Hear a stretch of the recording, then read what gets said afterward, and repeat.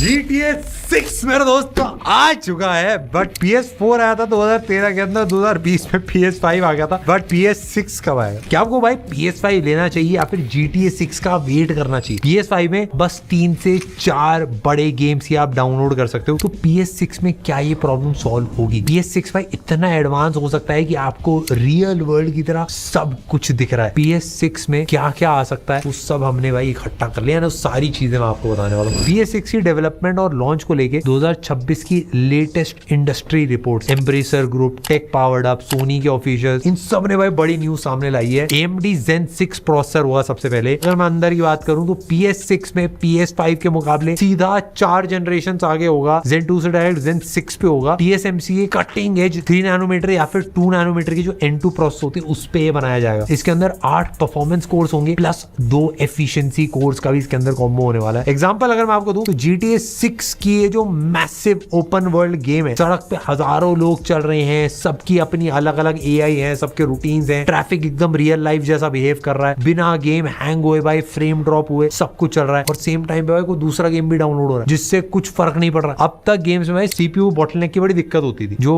Crowd AI physics को थोड़ा सा लिमिट करता, तो उसकी वजह से गेम तो आपकी स्मूथ ही चलती थी PS5 के अंदर भी, बट एक्चुअल जो ग्राफिक्स है और जो चीजें हैं वो थोड़ा सा रिड्यूस हो जाती थी। PS6 के अंदर एफिशिएंसी वाले कोर्स है जो बैकग्राउंड में भाई संभाल लेंगे चीजों को, जिसे प्योर 8 कोर सिर्फ गेम की हैवी फिजिक्स और डायनेमिक AI को प्रोसेस करने के लिए लगाए जाएंगे, यानी फ्री रहेंगे 100%, मतलब काम करने के लिए। जिन लोगों को पता नहीं भाई, GPU बेसिक आपके जितने भी ग्राफिक्स होते हैं वो मेजरली GPU की रिस्पॉन्सिबिलिटी होती है, प्रोसेसर का काम उनमें कम होता है। वो GPU से भाई अपने बेस्ट वर्जन में खेलने के लिए उसी का काम सबसे ज्यादा होता है। जैसे कॉन्ट्रा हम सबने खेली है भाई, वो बेसिक 2D सी गेम थी, अगर वो एक बड़ी गेम होती तो GPU उसको ऐसे दिखाता सब 3D है, GTA वाला वाइब पूरा देता। PS6 के स्पेसिफिकेशंस है 34 से 40 टेराफ्लॉप्स की पावर वो देता है। PS5 से कंपैरिजन करो तो 3.3 टाइम फास्टर है। रे ट्रेसिंग के लिए एक अलग से हार्डवेयर लगा रखा है, रेडियंस कोर्स है उसका नाम। इसमें बेसिकली होता क्या है कि जो एक्चुअल गेम है उसमें लाइट जो है, जो शैडोज है, रिफ्लेक्शंस है, और रे ट्रेसिंग 6 से 12 टाइम्स बेटर होने वाली है। अगर आप स्पाइडरमैन खेल रहे हो और एक बिल्डिंग के कांच के पास खड़े हो तो उस कांच के पीछे पूरी सिटी, आते आते व्हीकल, सारी चीजें भाई बिल्कुल फोटो रियलिस्टिक, एकदम जैसा रियल लाइफ में दिखता है वैसे दिखेगा, बिना परफॉर्मेंस गिरे। और PS6 का जो प्रोजेक्ट एमेथिस्ट है, बेसिकली सोनी की प्लेस्टेशन और चिप बनाने वाली कंपनी AMD का एक जॉइंट रिसर्च और को इंजीनियरिंग प्रोजेक्ट है। और PS6 और आने वाले टाइम के ग्राफिक्स और गेम प्ले को ध्यान में रख के डिजाइन कर रखा जा रहा है। इसमें मेन मोटिव गेम्स में AI, machine learning, better ray tracing और परफॉर्मेंस को भी भाई नेक्स्ट लेवल पे लेके जाया जा रहा है। इस प्रोजेक्ट के अंदर भाई 3 सबसे बड़े टेक्निकल चेंजेस पे काम हो रहा है। अभी के जो ग्राफिक कार्ड्स में अलग अलग यूनिट्स अलग अलग काम करती हैं, वैसा नहीं होगा भाई इसमें सभी मिलके एक बड़ा AI इंजन बन जाएंगे। इसका फायदा ये है कि भाई इससे AI बेस्ड अपस्केलिंग जैसे PSSR या फिर AMD का FSR4 बहुत ज्यादा फास्ट होगा। गेम्स हाई रेजोल्यूशन पे 4K 8K और स्मूथ फ्रेम रेट्स पे चलने वाले, 60 से 120 FPS पे चलेंगे बिना किसी भी लैग के। प्लेस्टेशन की जो चीफ आर्किटेक्ट है मार्क सेंड्री के अकॉर्डिंग प्रोजेक्ट एमेथिस्ट का यूज सिर्फ ग्राफिक्स के लिए नहीं बल्कि गेम के NPC कैरेक्टर्स को रियल लाइफ जैसी AI कॉन्वर्सेशंस देने, डायनेमिक स्टोरी लाइंस बनाने के लिए भी किया जाएगा। यूनिवर्सल कंप्रेशन एक ऐसी सॉफ्टवेयर और हार्डवेयर लेयर है जो मेमोरी में जाने वाले हर तरह के डेटा, टेक्सचर्स, कलर, शेप्स को कंप्रेस कर देती है। इससे कंसोल की मेमोरी और बैंडविड्थ में प्रेशर बहुत ज्यादा कम हो जाता है, जिससे गेम की लोडिंग स्पीड और परफॉर्मेंस दोनों बढ़ जाती है। गेम प्ले में भाई एक्चुअली AI का भी रोल होगा। फिलहाल ये टेक्नोलॉजी अभी भाई सॉफ्टवेयर सिमुलेशन फेज में, पर इसी बेस पे भाई PS6 को भी तैयार किया जा रहा है, जो आने वाले भाई कुछ सालों में कंसोल गेमिंग का फ्यूचर एकदम चेंज कर देगा। इसके और भी ज्यादा फायदे, जैसे भाई हार्डवेयर को हर एक पिक्सल रेंडर करने की जरूरत नहीं पड़ेगी, AI खुद डेटा कंप्रेस करेगा और लो रेजोल्यूशन ग्राफिक्स को अपस्केल करेगा। गेम इंटरनली सिर्फ 1080p पे चलेगी ताकि स्पीड और एक्शन अल्ट्रा फास्ट रहे, लेकिन AI उसे अपस्केल करके आपकी टीवी या फिर 4K 8K क्वालिटी में आराम से दिखाएगा। अब बात करें मेरे दोस्तों मेमोरी की, बेसिकली रैम की, तो इस बार 30 से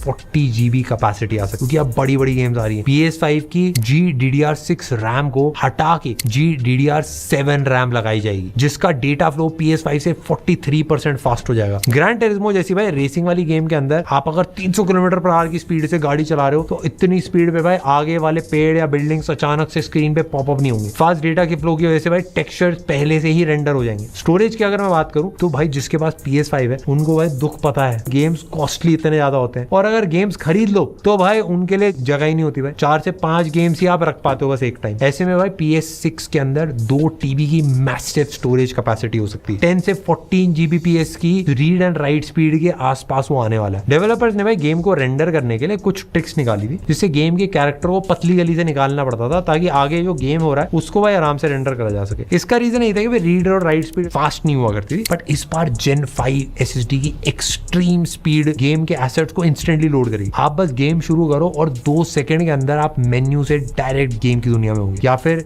एक प्लैनेट से दूसरे प्लैनेट में फास्ट ट्रैवल करने में एग्जैक्टली 0 सेकंड्स का वेट टाइम करना पड़ेगा। डिस्प्ले एंड कनेक्टिविटी की अगर मैं बात करूं तो उसमें भी भाई अपग्रेड्स हैं और सेटअप भाई कंप्लीटली फ्यूचर प्रूफ होगा। मतलब ये अपग्रेड से आने वाले काफी टाइम तक PS6 बेस्ट कंसोल रहेगा। PS6 अगर मैं बताऊं तो 8K 60 FPS या 4K 120 FPS का टारगेट करेगा। HDMI 2.2 की वजह से ये up to 10K displays 120 Hz 40 Gbps को सपोर्ट करने के लिए रेडी रहेगा। इसके साथ भाई Wi-Fi 7 और Bluetooth 5.4 प्लस मिलेगा। कॉल ऑफ ड्यूटी भाई जैसे फास्ट पेस मल्टीप्लेयर गेम्स में आपको 0 नेटवर्क लैग और 120 फ्रेम्स पर सेकंड मिलेंगे, जिससे आप दुश्मन को फ्रैक्शन ऑफ अ सेकंड पहले ही देख के भाई रिएक्ट कर पाओगे। साथ ही में भाई इसमें फुल बैकवर्ड कंपैटिबिलिटी है क्योंकि PS6 का जो CPU है वो x86 आर्किटेक्चर पर बेस्ड है। इसीलिए भाई ये PS4 और PS5 के गेम्स को फुल्ली सपोर्ट करता है, उन्हें एनहांस ग्राफिक्स और फ्रेम्स पे चलाता है। इसके साथ ही भाई सोनी एक डेडिकेटेड पोर्टेबल हैंडहेल्ड डिवाइस ला सकता है जिसमें आपकी अपनी खुद की रॉ पावर होगी PS5 के लेवल की, एंड सिर्फ एक क्लाउड स्ट्रीमिंग स्क्रीन नहीं होगा जिससे आप लिविंग रूम में बैठ के भाई टीवी पे गॉड ऑफ वॉर खेल रहे थे और बाहर जाना पड़ेगा तो अब आप अपना हैंडहेल्ड डिवाइस उठा के लेके जाओ एंड वही हैवी गेम भाई बिना किसी टीवी या वाईफाई स्ट्रीमिंग के रास्ते में सीमलेसली कंटिन्यू कर पाएगी। इसमें भाई AMD custom APU TSMC 3 nanometer की चिपसेट होने के चांसेस हैं एंड जिसमें 4x